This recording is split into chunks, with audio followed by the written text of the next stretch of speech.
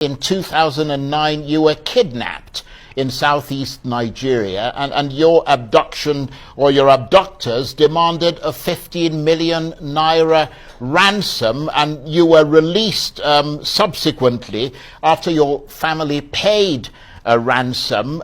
Tell us about that experience. Well, it's an experience I wouldn't like to experience again. I would like to let it go. But that was a very bitter experience. Honestly, I wasn't thinking that somebody who made people happy and not could be kidnapped that way. But it was in the course of business anyway. I was invited to go to Port Harcourt to perform for some church. And on my way there, you know how these people, bandits, whatever you call them, they kidnapped me and they put me in the boot of my car and they took me somewhere I didn't know in the night. I was just moving around. But one thing I found out when I was in that captivity was that it wasn't because of me. It was because of the situation in the country. A lot of things, a lot of young men who didn't have work to do were putting hearts into this. As a matter of fact, when they kidnapped me, it's like they showed surprise. I don't know whether it was real or it was fake. They showed surprise. Oh, was it you? I said, yes, it was me. I said, come and sit down here. I sat down here. My luck was that most of the people who kidnapped, or rather the people who kidnapped me, were my fans. So we were just discussing, provided I don't look at them or I didn't look at them then. That was the instruction they gave to me. And I wasn't looking at them. And we were discussing. It was a very bitter experience. My legs were chained so that I don't escape in the night. And they kept telling me, look, please, we're not doing this because it is you. You know, because of certain things. They gave me a lot of stories of politicians they have worked with that didn't pay them, and all that and all that and all that. So they were just using me to see if they could make some money. And even though it was a very bad something, I tried within that to talk to some people in the corridors of power to see whether in my own little way some influence could be brought to bear on the youth of this society, how to improve on their living standard and how we can curb some of these things. It was a bitter experience, but the thing, well, it's an experience all the same. And I don't think I'm going to go for a second tenure.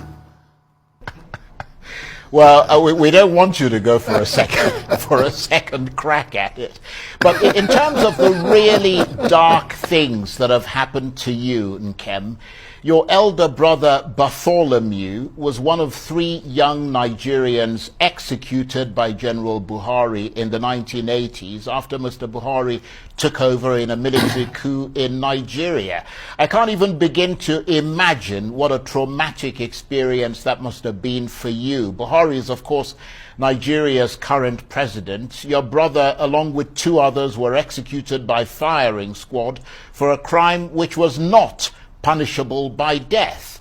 They had dealt in drugs, apparently. What influence has that experience had on your life?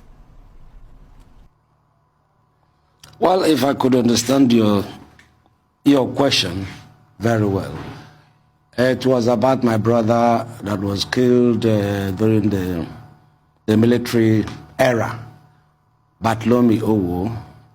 He was a brother and a friend because we were close.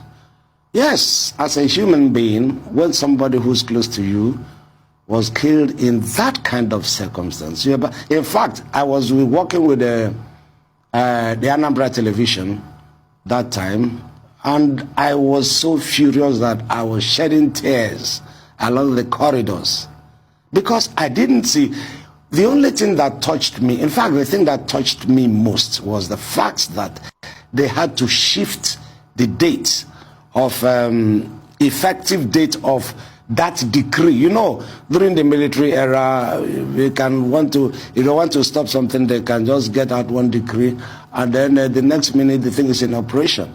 So for them to backdate it to involve or include people who did not commit the offense within their own regime, years back, I was very, very bitter, and I thought it was a personal thing to me. Why would it be shifted back to include people who didn't commit the offense before the decree was promulgated or whatever it is? So I was very bitter about it, honestly, and I said a lot of things, even outside. It was a traumatic experience for me, just like you said, and to people, my own people and people around me. But we have taken it as a movement, development, evolution of a country or a society or a culture. I just took it like that. I started to forget it. I never really thought about it or talked anything about it. We just have to go and sit inside and think about it in your room with your own people. And that's all. I didn't want to make it an issue because I've come to a place where, or a position where I could make some noise and people will hear me. Well, I mean, we're certainly not going to make it an issue here, and we appreciate very much indeed your sharing something so personal with us. And please stay with us. You're watching the Arise interview.